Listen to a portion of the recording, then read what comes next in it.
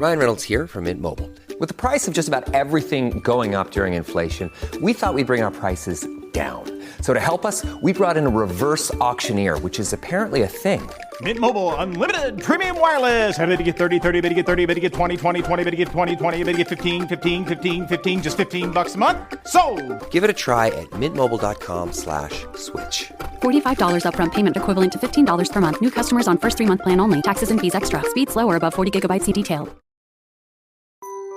This episode is brought to you by Global X. Since 2008, Global X ETFs has been committed to empowering investors with unexplored, intelligent solutions. Global X specializes in exchange-traded funds that offer exposure to the artificial intelligence ecosystem, including themes like data centers, robotics, semiconductors, and cloud computing. To learn more about Global X's entire suite of ETFs, from covered calls, fixed income, emerging markets, and more, visit globalxetfs.com. This is Optimal Work Daily. Little Moments, or How to Give a Great Speech, by Vitaliy Katsenelson of ContrarianEdge.com. I was supposed to give a presentation at the Guru Focus conference in Omaha a day before Berkshire Hathaway's annual meeting. I was more nervous than usual. I agreed to give this presentation because I wanted to push myself to explore a brand new topic.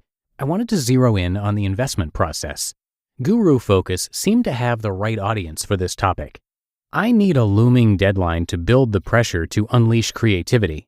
2 days before I was to leave for Omaha, I wrote a 9-page speech titled How to Stay Rational in an Irrational World. A day later, I created a 40-slide PowerPoint, which I was still tweaking an hour before my talk.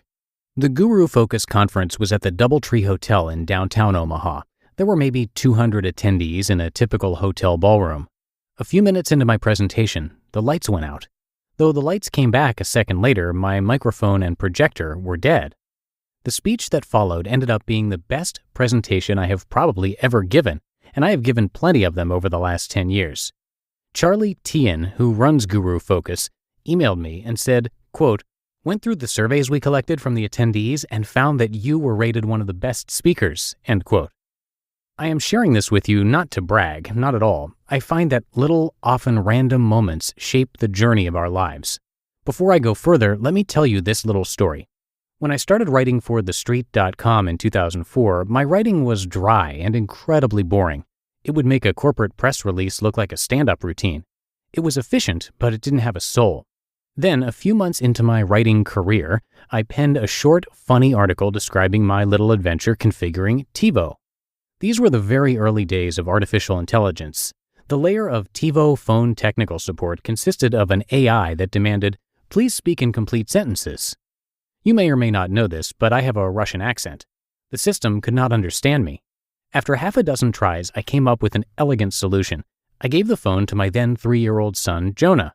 I told him what to say, and he'd repeat in his adorable Disney accent. The TiVo system did not have a problem understanding him. That was the gist of my article. It was a very short piece. It was funny, and it was by far the most human article I had written.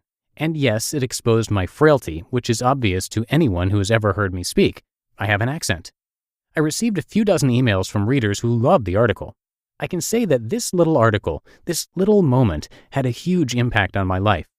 I realized it's okay to be myself, funny, sarcastic, and even frail. In other words, I learned that when I write, I should be me. If I hadn't written that TiVo article, I might have arrived at that conclusion later, or I could have given up writing altogether before I ever arrived at it. The lights going out at my Guru Focus was my TiVo moment for public speaking. It was a gift that made me completely rethink how I give speeches. When the lights came back on and I realized that the projector and mic were out, to my amazement, my blood pressure dropped. I felt calmer than I had 10 seconds before. A weight dropped off my shoulders. Suddenly, I was not burdened with switching slides. I didn't have to follow bullet points. I could just talk, tell a story. My 40-slide presentation had been a huge distraction. Until the lights went out, the attendees weren't looking at me. They were trying to read my bullet point-packed slides. Their eye contact was with the screen, not with me. If I were to redo this presentation, it would have 5 slides. A hello slide, 3 slides in between with pictures, and a goodbye slide. That's it. I also learned, however, that writing a speech out is important. I was not going to read the speech. I couldn't have memorized it if I tried. But writing it created a logical structure for my thoughts, and even more importantly, unearthed the appropriate vocabulary. Speaking is communication in real time, where writing allows you to stop and control the clock. It affords you the luxury of carefully picking each word, and gives you the freedom to rewrite ad infinitum and show it to the world when you are ready, or when the deadline arrives, whichever comes first. I find when I speak on a brand new topic, a lot of my energy goes into looking for precise words, the ones that will let me communicate my thoughts clearly. Here is a thought. I, and probably most of us, are horrible at multitasking. My brain is horrible at running multiple processing threads at once. If I can minimize the need for multitasking, no slide flipping, no vocabulary searching, then I can focus the limited processing power of my brain on public storytelling. After all, that is what a speech is. I have read that your state of mind when you get on stage is completely programmable. James Altucher watches Jerry Seinfeld stand up right before he goes on stage. It programs his mood. I found that Bach's Concerto No. 1 in D minor does the trick for me. I listened to it for about 20 minutes before I stepped onto the Guru Focus stage, so my blood pressure was probably already a little lower than usual to begin with. We should pay attention to little moments. They can change our lives. Thank you, TiVo, and thank you, whatever caused the electricity to go out at the DoubleTree in Omaha. You just listened to the post titled Little Moments, or How to Give a Great Speech by Vitaliy Katsenelson of ContrarianEdge.com. This show is sponsored by BetterHelp. We're all marveled at how quickly kids learn and that sense of wonderment they have while doing it. But as adults, sometimes we lose that curiosity. Well, if there's something you've been wanting to learn, know that therapy can help you reconnect with your sense of wonder, because your back-to-school era can come at any age. And make no mistake, therapy is for everyone. Whether or not you've been through significant trauma, therapy can be a great tool for setting boundaries, learning new skills, and ultimately becoming the best version of yourself. If you're thinking of starting therapy, give BetterHelp a try. It's entirely online, designed to be convenient, flexible, and suited to your schedule. Just fill out a brief questionnaire to get matched with a licensed therapist and switch therapists anytime for no additional charge.